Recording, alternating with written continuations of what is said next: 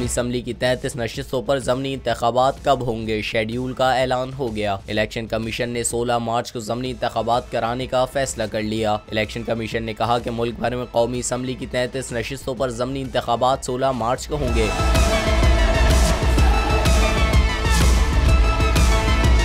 Schedule के तहत ज़िमनी इंतखाबात के लिए कागजात नामजदगी 6 से 8 फरवरी तक जमा कराई जा सकेंगी और कागजात नामजदगी की जांच पड़ताल 9 फरवरी को होगी, जबकि इंतखाबी निशानात 23 फरवरी को जारी किए जाएंगे। इलेक्शन कमीशन के मुताबिक कराची के 9 हलकों, रावलपिंडी के 5, इस्लामाबाद के 3, लाहौर और मुल्तान के 2 और खैबर पख्तूनख्वा की कौमी असम्बली के 8 हलकों में इंतखाबात होंगे। ऐलान किए गए हलकों में कोयटा, जहलुम, बखर, DG खान की एक नशिस्त, जबकि सवात, हरीपुर, सवाबी नौशेरा, कोहाट, DI खान की नशिस्तें भी शामिल है।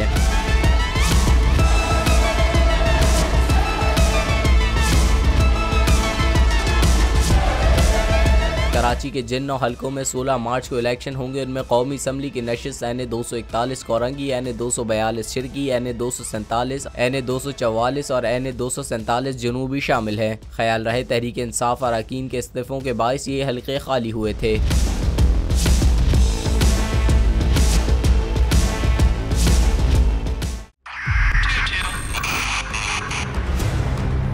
2022 बहुत सारे तोहफे भी देखे गया पाकिस्तान की आवाम को। पाकिस्तान की आवाम को एक तोहफा ये दिया कि आवाम को पता चल गया कि पाकिस्तान का मीडिया क्या है। साल 2022 में सबसे ज्यादा देखे जाने वाला चैनल बोल न्यूज रहा नंबर 1। हमने बहुत सारे शोज और ट्रांसमिशंस की, पूरा साल मुसलसल जदोजहद में निकल गया कि ये वोट ऑफ कॉन्फिडेंस के पीछे कौन लोग थे।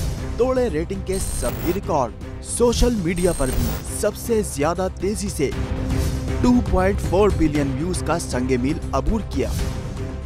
एंकर्स को भी आवाम में सबसे ज्यादा मकबूलियत मिली और सोशल मीडिया पर भी बोल रहा सब पर भारी।